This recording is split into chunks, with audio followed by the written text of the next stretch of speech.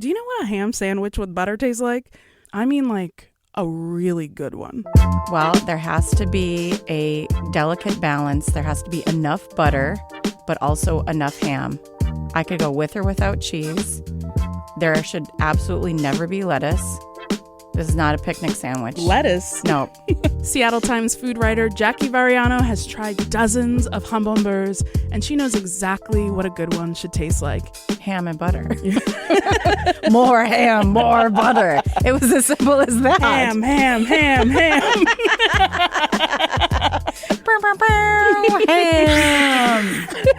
I'm Brandi Fullwood, and this is Seattle Eats. It's a podcast about Seattle's food scene and the best things to eat in it. Jackie Varriano is here to share a few baguette beauties that you'll definitely want to try. Let's get into it.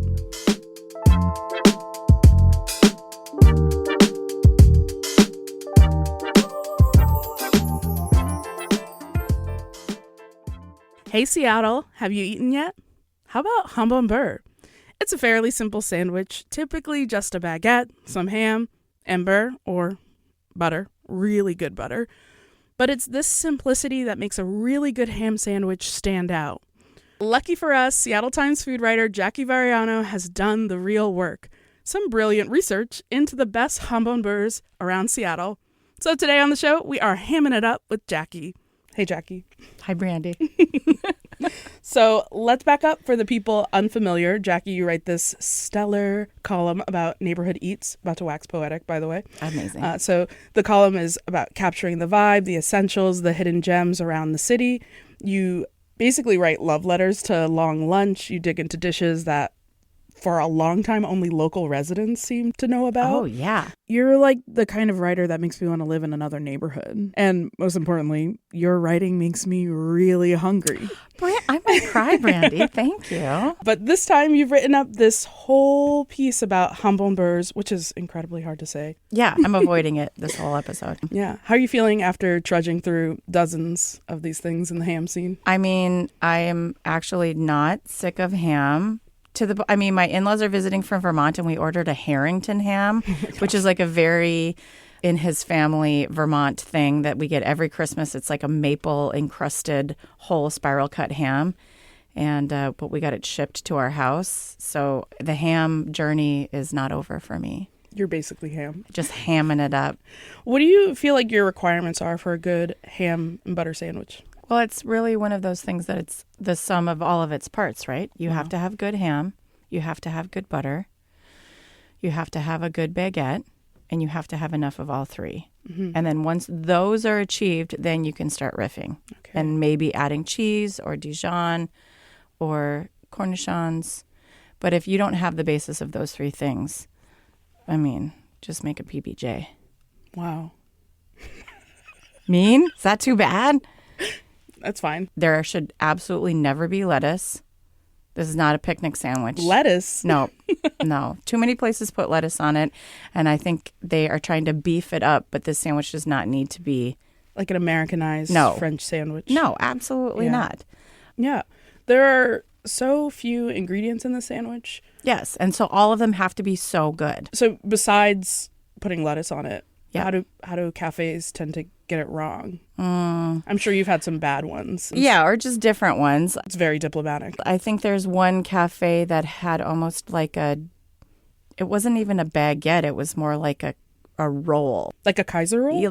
Well, because it was an oblong roll, like hot dog bun. Okay. It has to be on a baguette because it has to be kind of a sturdy bread with crunch to it. They're making jambon-beurres with Fran's hot dog buns. 100%. Okay. Yep, you can't do that. I've had one on focaccia with pickled onions. Okay. We don't need either of those things either. These sound like strong deviations.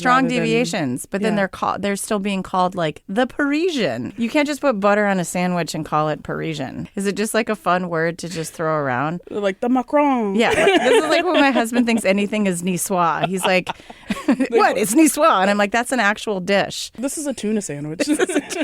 Sir, this is an Applebee's. So you've been on a quest, yes, to say the very least. We don't have a little Paris neighborhood in Seattle. So so they're all over the place. Yeah. Where did this ham journey begin? Tacoma. Have you been there? Oh, yes. Wow. Very French. Wow. So you were in the very French Parisian neighborhood of Tacoma. The Tacoma 75. Yep. Where did it all begin there? It began at Not Bad, which is downtown in the basement of the courthouse building. Also very French. Okay. I was there doing research for another story. We did a big Tacoma package. And so I got a couple sandwiches, and they also make a really great rye chocolate chip cookie. And I ate the other sandwich first because it was like a turkey bacon. It seemed like it wouldn't travel as well. That's the other thing about the jambon-beurre is that it just, you can eat it hours later. It's like, though I feel like it's cafe food, most people just carry it around. Just carry it around. Yeah. Just for a little snack every now and again. Yeah, around the Seine. In fact, I ate the one from Not Bad like the next day.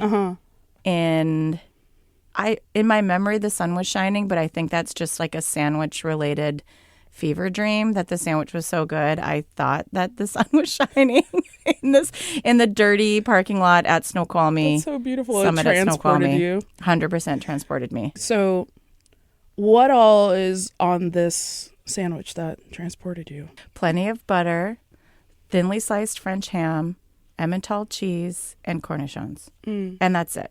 No lettuce, obviously. But it's also really big. I think that's the difference, too, is some of these really only have one slice of ham, one slice of cheese, which is great. But this one was a pretty big baguette and a very nice, large amount of both ham and cheese and actually butter. All three of those. It was excessive in the best way possible. Okay, so a Tacoma sandwich to kick things off. Wait, can I just say that I actually celebrate jambon-beurre spring? What? I should say my best friend and I do. We kind of made it up. Tell me more. So basically when it's warm enough in Seattle, at least like maybe 4 straight days of seeing blue sky. Okay. Just when it's warm enough outside that you can sit at a cafe and look like, you know, that image of Anthony Bourdain outside in his little leather jacket with a coffee and a cigarette in his hands. And what I have to assume is a world-class baguette. It's jambon-beurre spring. You can wear a leather jacket year-round, girl. Yeah. But like, you know. Yeah, I do. It's not like warm and you have to wear a sweater under it. It's like a nice little layer. Yeah. So that's an important part of my spring. Wow. I do want to hear about the other sandwiches on your list, where we can get them, maybe how you categorize them. And since there are only a few ingredients on this jambon-beurre, let's talk through each element, how it works. Yes. Okay. So first up, I did see on your list one of my favorites is there. Yeah. Are you talking about Bar Bayonne? Yeah. Where, when I went to eat this sandwich, weird, guess who was there? You. Me. You were like, I love this place. I'm there all the time. And I thought, surely you're not. You're exaggerating. 2 days later. 2 days later, you were there, and I'm pretty sure I had to move tables because you had such a big party. And we had so many jambon-beurres to order. So many sandwiches. And it was just me alone with one friend. Oh. Well, this place is on Jefferson. Like, this counts as the Central District. Yes. I'm like so delighted. It's one of my favorite cafes because it is my neighborhood cafe. Right? I mean, I would go there all the time if I lived in that neighborhood. I'm very upset that I do not have a bar like this in my neighborhood because the drinks are very nicely priced. The menu is really small, but it's full of bangers. You're not going to go wrong with anything on that menu. Yeah. The vibe is so friendly and very laid back. It makes you want to work there. Yes. Yeah. Everyone, they're doing their job really well. Yeah. You guys need me to pick up an extra shift? Yeah. I'll just clock in for a little while. Don't worry. How do you categorize their jambon-beurre? How does that fit in? I think that out of all of the ones that I tried, this one has by far and away the most butter on it. To the point that my friend was like, are you sure this isn't brie? And I was like, girl, no. We love a butter that seems like it's cheese. It seems like it's cheese. Yeah. And there's also a good amount of Dijon on that, too. Some might say too much, but not me. It works, especially for $12. Yeah. Which is also a pretty normally priced, based on all of the other ones in the city that I had. It's Seattle. Yeah. About $14, $15 is what you're going to pay for a big sandwich. Which is very different from the probably like €3 you would pay. Oh, yeah. France. Yeah. They're just handing them out. Yeah. Like cigarettes. They're like, oh my gosh, I had too many baguettes this morning. It's just like a bouquet. Yeah. How do you feel about their ham? Oh, it's terrific. I did have one that used a smoked ham, and I also realized you cannot have a smoky ham on this sandwich. Okay. Why do you feel like it shouldn't be smoked? Because I think that just overwhelms the sandwich and turns it into something different. Mm-hmm. There's this really great alchemy that happens with just a straightforward salty ham and a good creamy butter and a pickle. Yeah. Yeah. This is where I typically celebrate jambon-beurre spring. Really? Yeah. My best friend and I will trot down the hill, get their sandwich. Yep. And the salad, maybe? Oh, the salad is also so good. With a Brazil nut? Come on. A little goat cheese? Yes, yes. But also a dark regards. Have you had that before? No. This is heinous behavior on the staff's part. Okay. So this is a drink that has Fernet and Malibu in it. It's What? a tiny little shot. Okay. And it's awesome. What? It seems like it's going to be terrible, but it's like coconut and like a You're root beer here. coconut. A root beer coconut. You're Yeah. here in your leather jacket. Yeah. Your jambon-beurre. I'm like, what would Anthony Bourdain do? Yeah. He would try something new. He would try. Right? I mean, an oyster changed this man's life and changed Oh my us all for gosh. the better. So Unknown parts. with no reservations. To be fair, this is a celebration for spring, but I do think you can have this sandwich year round. Oh, 100%. Okay, so what else is on your list? Mirabelle by Orphée. It's in Pioneer Square. It is a very tiny little cafe, but I think that once the weather warms up, they do have a larger outdoor seating area. So you probably have a better chance at getting a seat inside or outside once the weather warms up. And if you have not been here, they have not only a whole bakery case full of really beautiful patisserie, but they have other French items. Like if you want a block of French butter, go here. You want some French mustard, that's for you too. But you should definitely get this sandwich. Yeah, what's on it? Ham, surprisingly. I don't know if you know this. I think that the difference is immediately apparent in this. First of all, because the way that the baguette is cut, it is presented like it's a hot dog bun. Okay. So it's not a closed sandwich. It's almost an open sandwich situation.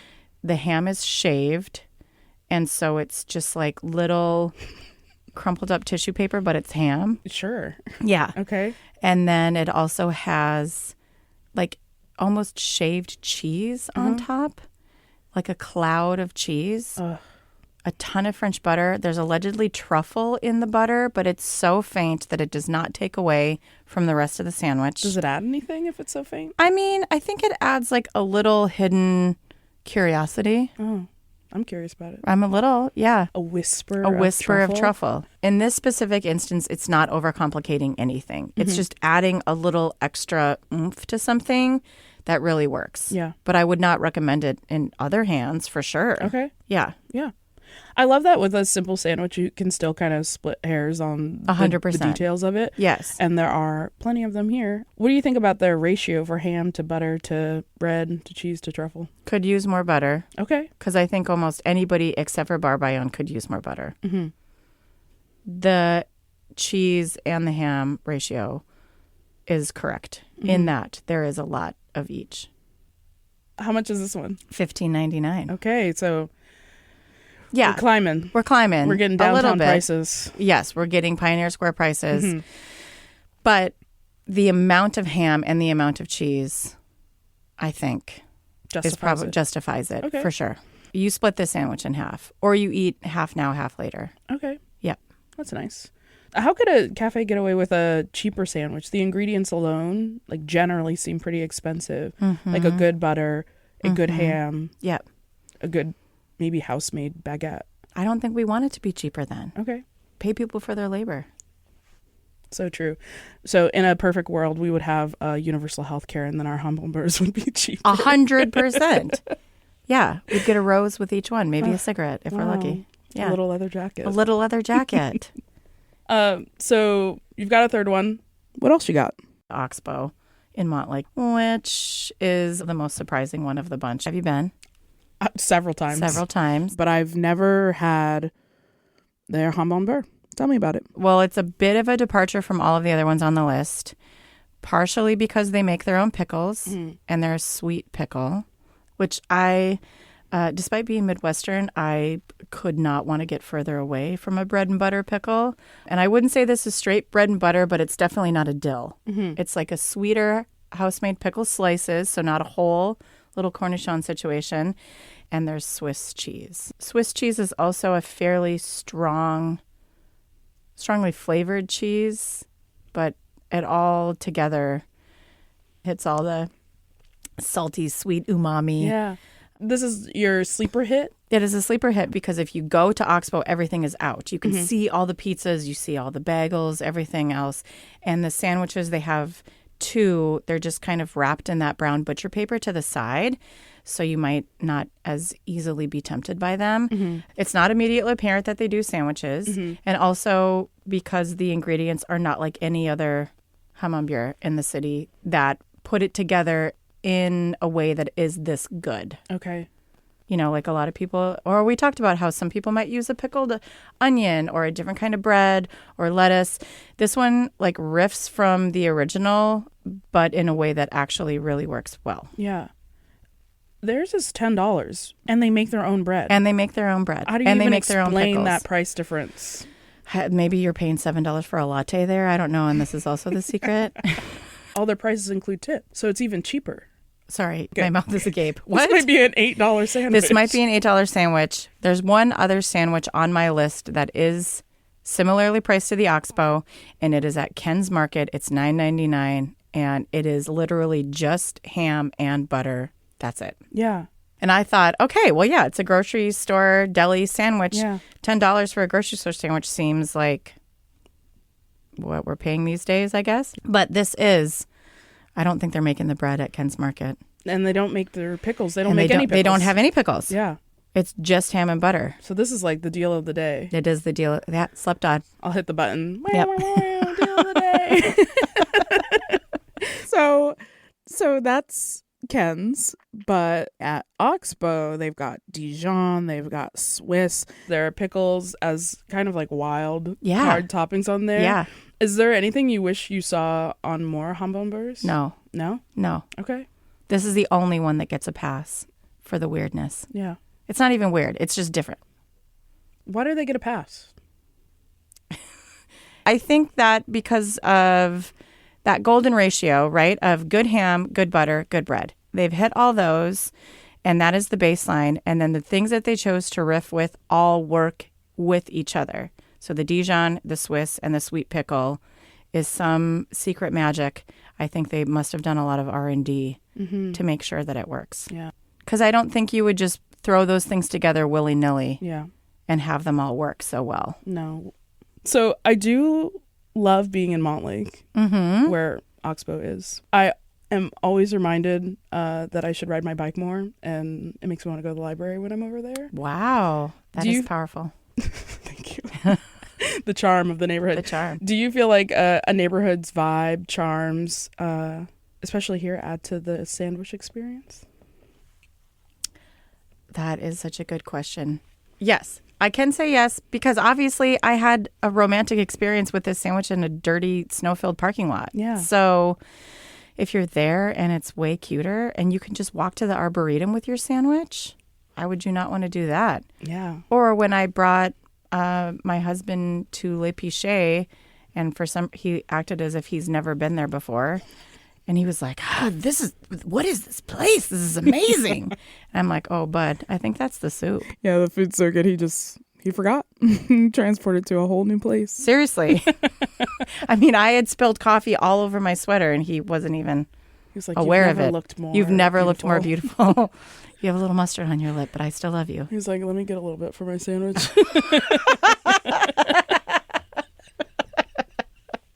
Romance.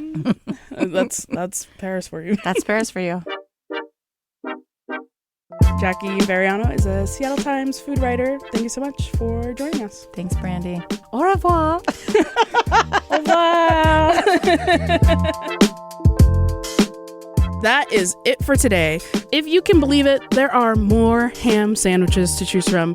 You can find a link with the rest of the lineup written and reviewed by Seattle Times food writer Jackie Varriano in the description of this episode. Seattle Eats is hosted by me, Brandi Fullwood, and you can get in touch with me at seattleeats@kuow.org. But I also want to learn about our food scene through you.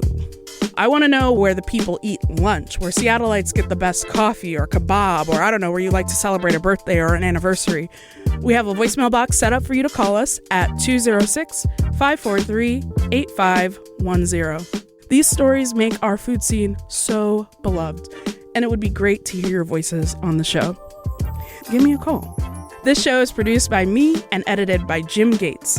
Seattle Eats is a proud member of the NPR network. You can find more and support the show at kuow.org/eats. And all of that information is in the description of the show. Alrighty. Ciao.